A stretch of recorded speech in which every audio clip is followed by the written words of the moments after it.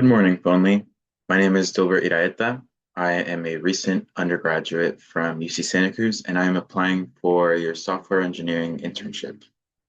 A little bit about me is I double majored in computer science and fine art, and I have been staying active in the computer science world in my extracurriculars through building Cruisely, which is a full stack uh, web app for community events and on-campus events using tools such as React.js, Node, Postgres, Express.js.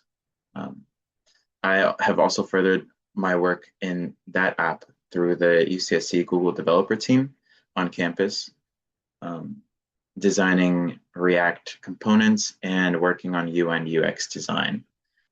Before I talk about my uh, Node workflow, I want to talk a little bit about the preparation I did for this project, as I think it serves to highlight the importance of knowing what you're doing before you actually start coding and implementing the final product. Um, so for this project, I started reading through Phonely's documentation to understand the Node workflow and the systems, using the AI agent blocks, the API blocks, um, and just what Phonely was capable of doing, such as the global flow for transferring to humans, which I ended up using, and the knowledge base for policy questions that the caller might have. I also built a demo in Python to simulate the flow, and I did this for two reasons: to map out the overall architecture and structure of the logic. You request the flights, you format it, you filter if available, get the selected flight, and post that to the API.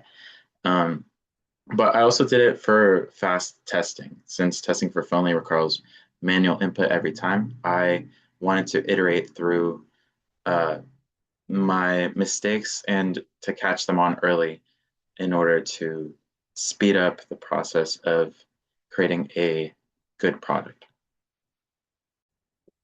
Walking through the airline workflow itself, the vague idea is that the AI agent asks for the reason of inquiry for the caller.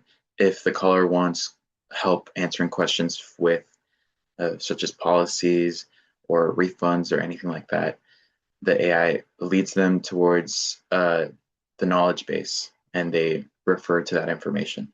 If the caller wants to book a flight, um, the AI collects all the details such as phone number, name, um, and then converts it into a format that the GET API can return a list of flights. And if these flights are available, um, we gather the index of which flight the caller chose and send a confirmation email or text, depending on if the number is US or not.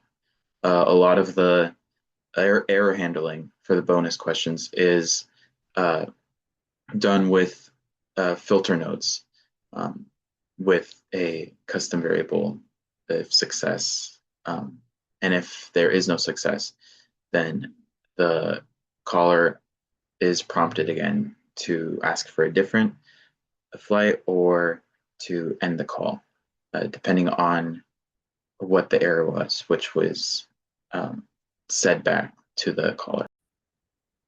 In the process of making this workflow, something that I learned is that the importance of having consistent code and not relying on AI to uh, handle a lot of the errors is essential. Early on, I got overly excited about AI's ability to collect and interpret the data, and I started offloading a lot of the typecasting, the conditionals, and the validation. But uh, the realization that AI's responses aren't always consistent helped me test for error handling for index validation, IATA code verification. Inconsistent date formats were also a problem, and you can see the notes that I added for some of these error handlers. I was also initially stubborn about resolving IATA codes through an API, and I even researched different APIs I could have used, or just static data sets that I could have used, and parsed myself. But I think the wise call in the end was to think about the minimum viable product first instead of getting stuck in the nitty gritty of it all.